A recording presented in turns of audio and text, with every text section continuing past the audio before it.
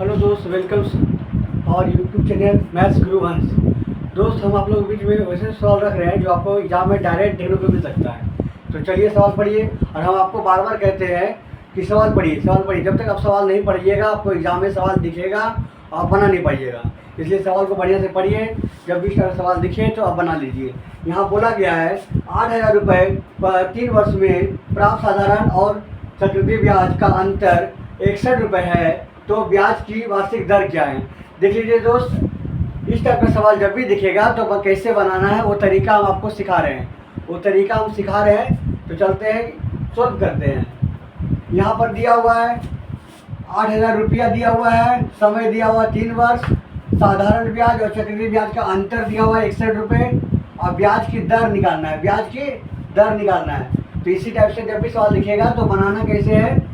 पहला काम क्या करेंगे ना कि जो 8,000 रुपये है 1/8,000 लिख देंगे। लिखने के बाद क्या करेंगे, इसको अंडर रूट में करके 3 का वर्गमूल निकालेंगे, घनमूल।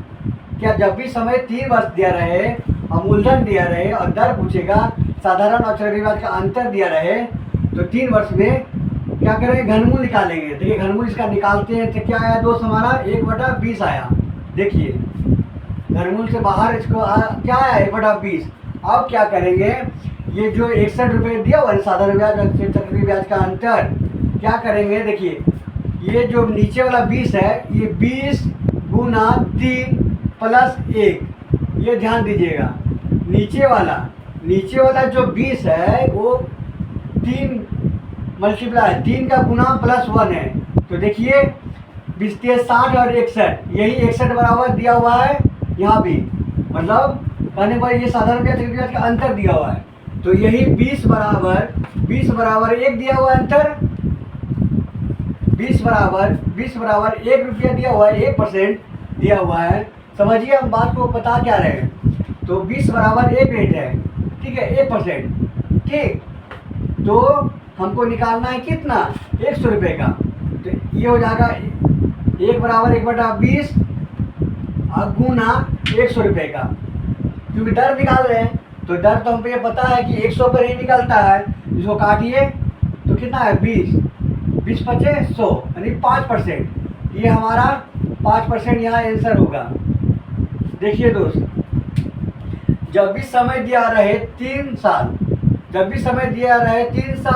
मूलधन कुछ भी रहे और समय 3 वर्ष दिया रहे और साधारण ब्याज और चक्रवृद्धि ब्याज का अंतर 61 रुपये या कुछ भी रुपये दिया रहे, तो क्या करेंगे, तरीका क्या बता रहे हैं।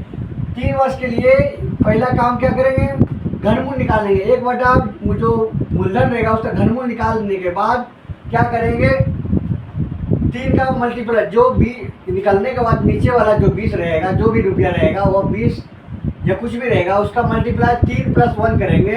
करने के बाद किए तो वही 61 रुपये आया। 61 बराबर 1, घनमूल 1%, तो यही 20 बराबर 1%, तो 100% का मान निकालिए। यहाँ 5% आया। दोस्त, अगर हमारा पढ़ाने का बताने का तरीका आपको समझ में आया हो तो हमारे वीडियो को लाइक करिएगा। हमारे चैनल का नाम है मैथ्स गुरु हंस, सब्सक्राइब कर लीजिएगा कि जब भी हमारा वीडियो अपलोड करें हमारा वीडियो आपके पास पहुंचे। Thank you watching. जय हिंद, जय भारत। दोस्त, हम आपके बीच में अपना अनुभव रख रहे हैं। जिस तरह से पैटर्न एग्जाम में हम लोग देखे हैं क्वेश्चंस को, और वैसी सवाल आपको बता रहे हैं कि उस टाइप का जब भी आपको सवाल दिखेगा तो आप एग्जाम में बना लीजिएगा। Thank you watching. जय हिंद, जय भारत।